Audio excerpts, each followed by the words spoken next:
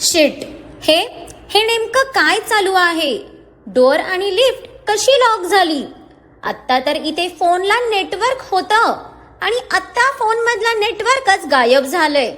नक्कीच हा कोणता तरी खूप मोठा ट्रॅप आहे. मी भाईला काय उत्तर देऊ? आरवचं हृदय आता भीतीने फुटायचं बाकी राहिलेलं. खूप घाबरलेला तो. आत्तापर्यंत अग्नेयने त्याला बाहेरच्या जगाची झळही बसू दिली नव्हती. हुशार आणि शार्पनेस तर त्याच्या रक्तातच होतं, पण त्याचा राग म्हणजे फक्त आग नसून तप्त लावा होता.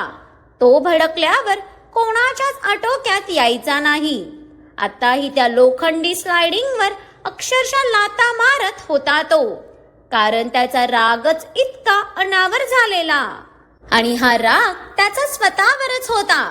त्याच्या जबाबदारीवर त्याच्या भाईने सियाला पाठवलं होतं, पण त्याच्या मूर्खपणामुळेच त्याच्यावर ही परिस्थिती उद्भवली होती.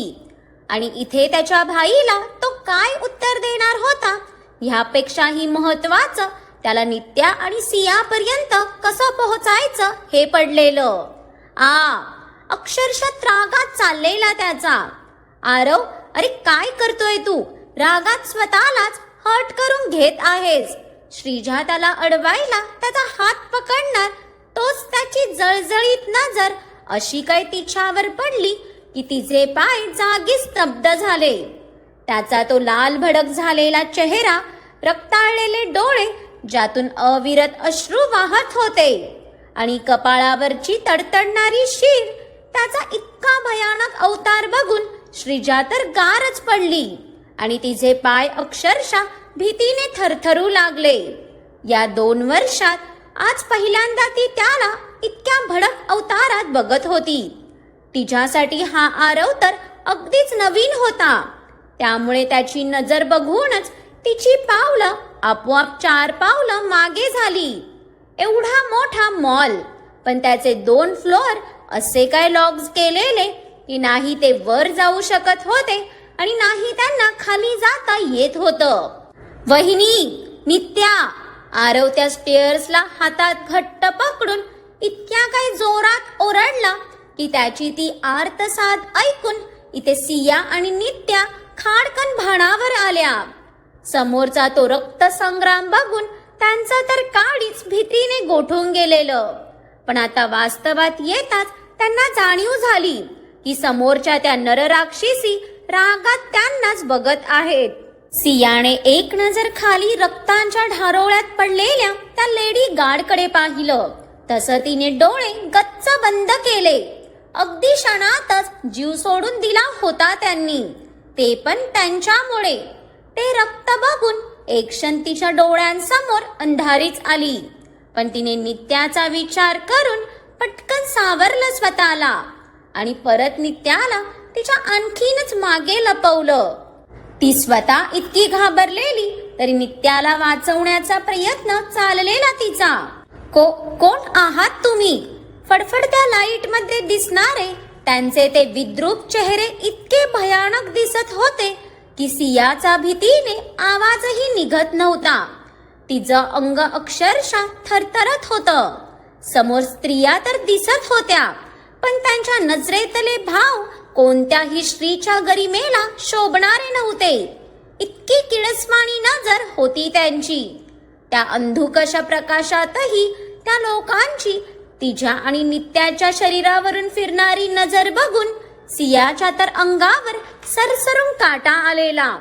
कपाळावर घामाचे घर्मबिंदू जमा झालेले, पण ती घाबरूही शकत नव्हती. विश्वास होता तिचा तिच्या प्रेमावर, आणि तो येईपर्यंत तिला नित्याला जपणं स्वाभाविक होतं.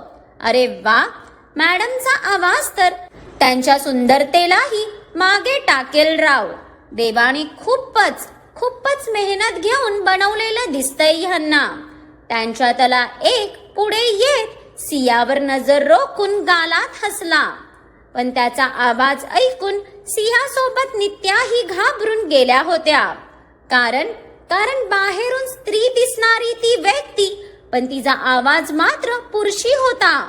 ते बघून सियाने नित्याचा हात घट्ट पकडत ती एक पाऊल मागे झाली. आत्ता मात्र तिलाही धोक्याची चाहूल लागलेली. नक्कीच काहीतरी महाभयंकर होणार हे दिसत होतं तिला. आम्ही कोण आहोत हे मॅटर नाही करत मॅडम. सध्या तरी तुला आमच्या सोबत यावं लागेल. तू शिस्तीत आलीस तर ठीक, नाही तर तुला उचलून न्यायलाही आमची काही हरकत नाही. त्या सेल्स गर्ल्स मधलाच दुसरा व्यक्ती त्याच्या आधीच्या साथीदाराकडे रागात बघत त्याला मागे ओढतो, कारण त्याचे इरादे त्यांचा प्लॅन बिघडवू शकत होते.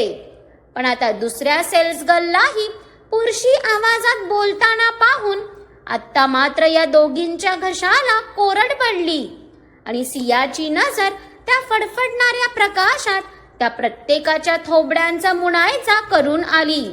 काहीतरी गडबड तर नक्की होती. आरव, सियाने जोरात आरवला आवाज दिला. तसे ते सगळे खळखळून हसू लागले, पण त्यांचं ते हसूही अगदीच भयंकर वाटलं तिला. नित्या तर फक्त इथून कसं निसटायचं या विचारात शांत उभा होती. पण इतक्या घाबरलेल्या सिच्युएशन मध्ये तिला काहीच सुचत नव्हतं. त्याला बोलवून काहीच उपयोग नाही. मागासचाच व्यक्ती गालात खुनशी हसत तिला उत्तर देतो. तसं त्याचं ऐकून इथे सियासोबत नित्याच्याही काळजाचा ठोका चुकला. काय केलं तुम्ही त्यांच्यासोबत? कुठे आहे तो? हे विचारतानाही सियाचा कातर झालेला आवाज चांगलाच फुलला. तिच्या अंगाची भयानक थरथर होऊ लागली. आवाज खाली काय, नाही तर त्याला उडवायला टाइम नाही लागणार. अजून तर त्याच्या सोबत काही केलं नाही आहे आम्ही, पण तो तुझा आवाज ऐकून वर नाही येऊ शकत. पूर्ण फ्लोअर लॉक केलाय आम्ही. त्या माणसाचं उत्तर ऐकून सिया तर नकशिकांत हादरली. म्हणजे या फ्लोअरवर त्या दोघी अगदी एकट्याच होत्या. हे बघा, तुम्ही नक्की कोण आहात? यावेळी सियाच्या प्रश्नाचा मतितार्थ समजून नित्याने तर मनातच डोक्याला हात लावून घेतला. म्हणजे इतक्या टेन्शन मध्येही ह्या मुलीला ते स्त्री आहे की पुरुष याचं विश्लेषण पडलंय हाच प्रश्न पडला तिला. पण सिया तर त्यांची ओळख विचारत होती. अगं वहिनी, हे सध्या महत्वाचं आहे का? नित्याने तिच्या थरथरत्या आवाजात तिला वास्तवात आणलं. तसं सियाने घाबरत समोर पाहिलं तर ती लोकही काहीशा विचित्र नजरेने रागातच तिच्याकडे बघत होती. कारण आपण हिच्याशी गप्पा मारायला आल्यासारखं वाटत होतं त्यांना. खूपच खतरनाक मंजर होता तो. नाही त्या फ्लोअरवर लाईट होती, नाही तिथून बाहेर पडण्याचा काही मार्ग दिसत होता. त्यात समोर असणारे जवळजवळ 31 स्त्रीरूपी पुरुष त्यांना इतक्या सहज इथून जाऊ देतील याची खात्रीही नव्हती. हे बघा, तुम्हाला माहित नाही आम्ही कोण आहोत ते. नित्याने हिम्मत करून आता कुठे जाऊन स्वतःचं तोंड उघडलं. आरव समोर ती कितीही हुशारक्या मारत असली तरी समोरच्या या आडदांड सेल्स गर्ल्सला बघून तिचीही नाही म्हटलं तर फाटली होती. अग्नेयने आतापर्यंत कोणतीच झळ त्याच्या कुटुंबापर्यंत पोहोचच दिली नव्हती. कडके, तू चुप बसायचं काय? इथे तुझा काही रोल नाही. आम्हाला फक्त हिच्याशी मतलब आहे. त्यामुळे तुला जिवंत राहायचं तर शिस्तीत निघायचं इथून. आणि तू इथे काय आमची तोंडी परीक्षा घ्यायला बसलीये का? किती बोलतेस तू? आम्हाला बघून भीती नाही वाटत का तुला? आता तू शिस्तीत येतेस की आम्ही तुझ्या मागच्या या बुलबुलचाही गेम करू? ती दुसरी सेल्स गर्ल दात ओठ खात सिया समोर येताच सिया अजूनच मागे झाली. ती लोक फक्त आपल्याला घ्यायला आलेत हे ऐकूनच तिच्या नजरेसमोर सुदेशचा चेहरा आला आणि तिचं अंग भीतीने थरकापून गेलं. डोळे तर अविरत वाहू लागले. तो आपल्याला मिळवायला काहीही करू शकतो हे तिला चांगलंच माहीत होतं. तिने घाबरून डोळे घट्ट मिटून घेतले, अगदी घट्ट. आणि आत्ता मात्र तिच्या नजरेसमोर अग्नेयचा चेहरा आला. अहो, आणि तिच्या हळव्या झालेल्या मनाने त्याला आर्त साद घातली. त्याच्याशिवाय श्वास घेणंही शक्य नव्हता तिला. मग ती ह्यांच्यासोबत कसली जातीये ना. मी नाही येणार. सियाने आता डोळे उघडून त्याच्या नजरेत नजर रोखत हिम्मत एकवटून सांगितलं. ही लोक सुदेशची आहेत असंच वाटत होतं तिला, आणि ती तिला तिच्या आहोंपासून लांब करतायत. त्या फक्त विचारानेच तिने त्यांना उत्तर द्यायची इतकी हिम्मत एकवटली होती. साली, इथे काय तुला विचारायला बसलोय का मी? चला उचला रे हिला. त्याने त्याच्या आजूबाजूच्या सेल्स गर्लला सांगताच जवळजवळ त्यातल्या 10 सेल्स गर्ल अराउंड करून त्यांच्या जवळ येऊ लागल्या. तशी इथे सिया आणि नित्याची भीतीने गाळणच उडाली. त्या फडफडत्या लाईटमध्ये सिया सगळीकडचा आढावा घेत होती. लाईट झगमग होत असल्याने तिला स्पष्ट तर काही दिसत नव्हतं, पण आपल्या सभोवताली घुटमळणाऱ्या सावल्या कळत होत्या तिला, ज्या प्रकर्षाने एक एक पाऊल तिला त्यांच्या जवळ भासत होत्या. त्यातला एक जण पुढे होऊन बाजूने तिचा हात पकडणार. त्याआधी सियाने तिची पूर्ण ताकद एकवटून त्याला ढकलून ती नित्याचा हात पकडून तिकडून पळत सुटली. त्या पूर्ण फ्लोअरवरची लाईट अशीच बंद चालू होत असल्याने त्या फडफडत्या प्रकाशात त्या दोघी अक्षरशः जीवाच्या आकांताने पळत सुटल्या. तसे मागे हे सगळे जोरजोरात हसू लागले. कुठे कुठे पळशील? तुझे सगळे रस्ते तर बंद केलेत आम्ही. फिरून तुला परत इथेच यावं लागेल. हसून त्यातल्या एकाने इशारा करताच सगळे त्या दोघींच्या मागे चौफेर पळाले. पण त्या लाईट चालू बंद होण्याने क्षणातच त्या कपड्यांच्या क्लोजेट मागून त्या दोघी खूप पुढे निघून गेलेल्या. वहिनी, नित्या सियाचे तिला वाचवण्याचे चाललेले प्रयत्न बघून भरूनच आलं. साडी घातलेली तिने, ज्यातून तिला नीट पळताही येत नव्हतं, पण तरी नाही तिने नित्याचा हात सोडलेला आणि नाही पळण्याचा वेग थांबवलेला. सगळंच असह्य झालेलं तिला, पण परिस्थितीने बऱ्यापैकी कणखर झालेली ती, म्हणून आत्ताही ती हार मानणार नव्हती. त्या अंधारात इकडे तिकडे वाट काढत ती नित्याला लपवण्यासाठी जागा शोधत होती. नित्याला सेफ करणं जास्त गरजेचं होतं तिच्यासाठी. नीतू बाळा, काही नाही होणार. तू घाबरू नको, फक्त पळत राहा. खूप मोठा फ्लोअर होता तो आणि सगळीकडे फक्त कपड्यांचे सेक्टर असल्याने त्या कुठे लपण्याची जागा भेटतीये का ते बघत होत्या. वहिनी, ही कोण लोक आहेत? नित्याला तर काहीच कळत नव्हतं. तिने पळतच दबक्या आवाजात सियाला प्रश्न केला. तिचा प्रश्न ऐकून सियाचं हृदय धडधडलं. काय सांगणार होती ती तिला? उत्तरच तर नव्हतं तिच्याकडे, आणि होतं ते ती तिला देऊ शकत नव्हती. आधीच आपल्यामुळे सुदेशची माणसं तिच्या मागे लागलेत या भ्रमात अपराधी भावनेने कुडत होती ती. त्यात तिला सांगितलं तर तिला आपल्याबद्दल काय वाटेल हा विचार येताच तिचं पूर्ण शरीर जणू बधीर पडलेलं. माहित नाही ग, पण तू टेन्शन नको घेऊ. आपण नक्कीच ह्यातून बाहेर पडू. सियालाही काहीच उमजत नव्हतं. डोळ्यातून अश्रूंचा जणू पूर वाहत होता. पण सध्या शांत राहणं गरजेचं होतं. मामा आणि सुहासमुळे अशा कितीतरी परिस्थिती समोर तिचं मन घट्ट झालेलं खरं, पण कोणत्याही परिस्थितीत ती तिच्या कुटुंबाची वाताहार आता होऊ देणार नव्हती. आधीच तिच्यामुळे तिची आई हॉस्पिटलमध्ये आहे हे ओझं उरावर घेऊन जगत होती ती, पण आता अजून कसलं ओझं तिला पेलवणारच नव्हतं. सिया आणि नित्या एका जागी कोपऱ्यात येऊन लपल्याच होत्या की त्यांच्या कानावर त्यातल्या एका माणसाचा आवाज पडला, आणि इथे या दोघींनी अंग आकसून घेत त्यांचा श्वासही रोखून धरला.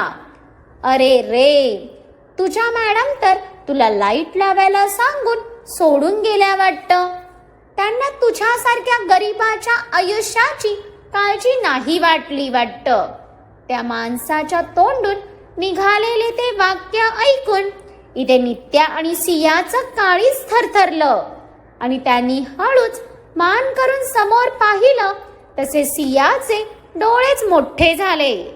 त्या फडफडत्या लाईट मध्येही तिला त्यांचं अजून एक क्रूर रूप दिसून आलं. मगाशी ज्या लेडी गार्डला नित्याने लाईट लावायला पाठवलेलं ती त्यांच्या हाताला लागलेली. तिच्या नाकातोंडातून रक्त येत होतं आणि आत्ताही त्याने तिच्या गळ्यावर सुरा ठेवलेला.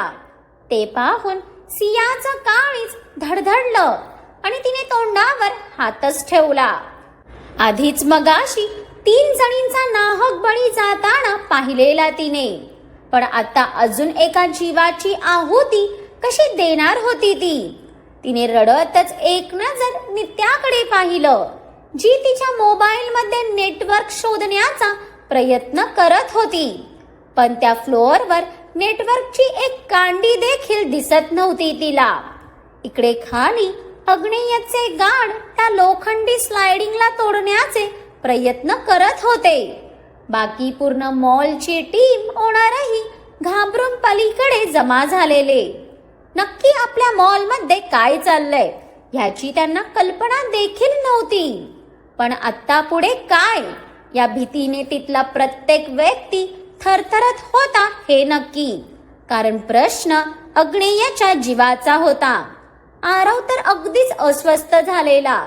नक्की हा ट्रॅप आहे हे तर त्याला कळून चुकलेलं, पण आता पुढे काय करायचं या विचारात डोकं तर अगदीच बधीर झालेलं त्याचं. सिया आणि नित्याला काही झालं तर तो स्वतः तरी जगू शकणार होता का? इकडे सियाने नित्यावरची नजर जशी परत समोर आणली तसं आता तिचं हृदय भीतीने धडधडू लागलं. कारण त्या माणसाने तो सुरा त्या लेडी गार्डच्या गळ्यावर इतका काय घट्ट आवळलेला की तिच्या गळ्यातून रक्त येऊ लागलेलं आणि ती वेदनेने कणहत होती. कारण तिच्या शरीरात लढण्याची ताकद राहिलीच नव्हती. ते बघून सियाला राहावलंच गेलं नाही. नीतू, काही झालं तरी तू बाहेर यायचं नाहीस, तुला माझी शपथ आहे. सिया हळू आवाजात नित्याला जरबेने सांगते. तसं तिचं ऐकून नित्याचे डोळे मोठेच झाले आणि चेहऱ्यावर मूर्तिमंत भीती पसरली. पण वहिनी, नित्या सियाला हात घट्ट पकडत तिला काही बोलणार नाही. नीतू, आता काहीच बोलू नको आणि माझी शपथ लक्षात ठेव, काहीही झालं तरी तू इथून निघणार नाहीस. आता मात्र सियाने काहीशा रागातच नित्याला दटावून शांत बसवलं. कारण ही परिस्थितीच तशी होती. त्यात ती काहीही झालं तरी नित्याच्या आयुष्याची जोखीम घेऊ शकत नव्हती. पण आता नित्याचे डोळे मात्र अविरत वाहू लागले. नाही, थांबा, मी इथे आहे. प्लीज त्यांना सोडा, त्यांना काही करू नका. सिया ती गार्ड मरेल या भीतीने नित्याचा हात सोडवून मुद्दाम दुसऱ्या बाजूने बाहेर आली, जेणेकरून नित्या कुठे लपलीये ते त्यांना कळू नये. अरे वा, स्वतःच्या नोकरावरही दया करणारी तू तर महान देवी निघालीस. सियाला बाहेर आलेलं बघून त्या राक्षसाने खुनशी हसत शेवटी त्या गार्डच्या गळ्यावरून सपकन चाकू फिरवलाच. नाही, ते पाहून सियाने जोरात ओरडत कानावर हात ठेवून डोळे मिटले. सॉरी, पण ते काय आहे ना, मी देव नाही. तो माणूस आत्ताही रानटी हसताच त्याच्या मागे त्याचे साथीही हसू लागले. हो बरोबर, तू तर राक्षस आहेस, ज्याने सध्या स्वतःला बाईच्या पदराआड लपवलंय. सियाने आता रागानेच त्याला उत्तर दिलं. इतक्या लोकांची अमानुष हत्या तिच्या सहनशक्तीच्या पलीकडे होती. आतून ती कितीही घाबरली असली तरी बोलण्यात मात्र ठामपणा होता. अरे वा, तुझ्या तोंडातली जीभ तिखटही वार करते म्हणायचं. आधी तर फक्त तुला उचलायचा विचार केलेला, पण आता वाटतंय तुझी ही तिखट चव चाखूनच तुला सुपूर्त करावं. सियाचं बोलणं त्या माणसाच्या इगोवर येताच तो दात ओठ खात तावातावाने पुढे आलाच होता की सिया घाबरून 4 पावलं मागे झाली आणि मागच्या क्लोजेटला धडकली. पण तो माणूस तिला स्पर्श करणार त्याआधीच, लांब लांब राहा माझ्या वहिनीपासून, हात नाही लावायचा तिला. नित्याने पळत येऊन त्याला इतक्या काही ताकदीनिशी धकललं की तो बेसावत असणारा 4 पावलं मागे धडपडून कोसळणार. तोच त्याच्या साथीदारांनी त्याला सावरलं. साली, तुझ्या अंगात खूप जोर आलाय का? थांब, आधी तुझा जोर काढतो.